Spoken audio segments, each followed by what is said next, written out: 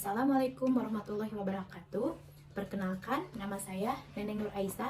Pada kesempatan ini saya akan memaparkan mengenai bermain bersama anak usia dini untuk memenuhi ujian akhir semester mata kuliah pemenuhan hak dan perlindungan anak. Bermain bersama anak usia dini. Prinsip pendidikan anak usia dini dalam bermain.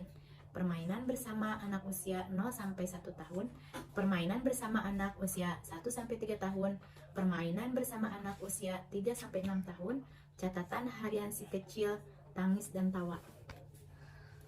Prinsip pendidikan anak usia dini dan bermain sebagaimana yang telah dipahami, 0-1 tahun merupakan masa emas perkembangan anak. Untuk mencapai perkembangan yang optimal, dibutuhkan asupan dan stimulasi yang sesuai. Dalam hal ini, bermain adalah sarana yang tepat di mana anak dapat belajar serta merangsang 6 aspek perkembangannya. Dengan memahami prinsip pendidikan dan bermain, pendidikan PAUD dan orang tua dapat menjadikan aktivitas bermain sehari-hari untuk perkembangan optimal anak sesuai usianya.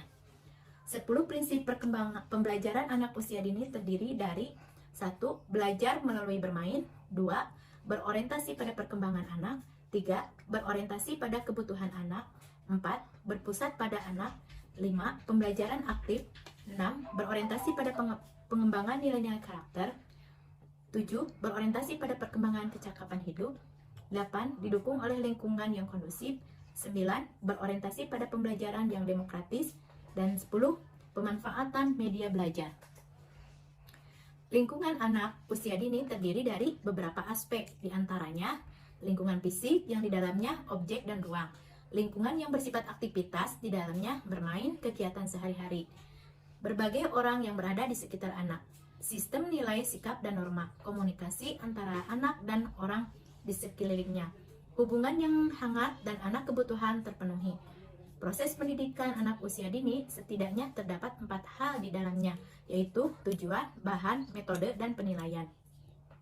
Topik 2, bermain bersama anak usia dini 0-1 tahun. Aktivitas bermain untuk anak usia 0-1 tahun, perkembangan fisik motorik merupakan fokus perkembangan, sehingga tujuan utama kegiatan bermain adalah untuk menstimulasi perkembangan fisik motoriknya. Contohnya, aktivitas yang dapat dilakukan melihat benda-benda dengan aneka bentuk dan warna, mendengarkan suara binatang, irama, lagu-lagu. Topik 3, bermain bersama anak 1-3 tahun. Aktivitas bermain untuk anak usia 1-3 tahun, perkembangan bahasa merupakan fokus perkembangan sehingga tujuan utama kegiatan bermain untuk merangsang perkembangan bahasa, mendengarkan dan membaca buku bersama buku cerita serta memahami isi cerita.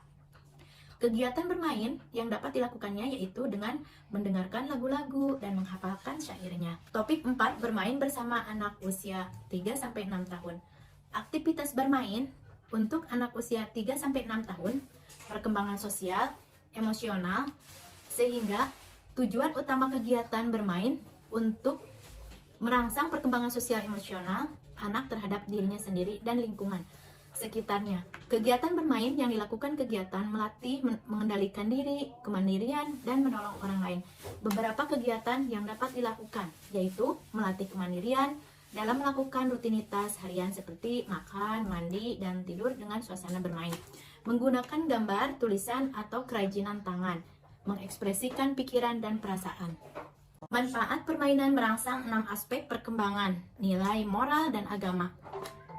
Anak terbiasa bersyukur dirinya sebagai ciptaan Tuhan atas rezeki yang telah diberikan. Anak berdoa sebelum dan sesudah melakukan kegiatan. Kognitif, anak dapat mengklarifikasikan benda berdasarkan warna, bentuk, dan ukuran. Sosial emosional, anak dapat mengekspresikan emosi sesuai dengan kondisi yang ada. Fisik motorik yaitu anak dapat meniru bentuk, bahasa, anak dapat menyebutkan macam-macam bahan makanan, anak dapat menceritakan pengalaman dan atau kejadian secara sederhana. Seni yaitu perkembangannya anak menggambar berbagai macam bentuk yang beragam. Catatan si kecil, tangis dan tawa. Orang tua agar mampu mengevaluasi kegiatan bermain anak dan mengamati reaksi anak ketika bermain di rumah. Masalah yang ada di modul ini yaitu masalahnya Masalah yang terdapat dalam modul ini, pendidikan PAUD harus selalu mendokumentasikan setiap kegiatan kepada orang tua.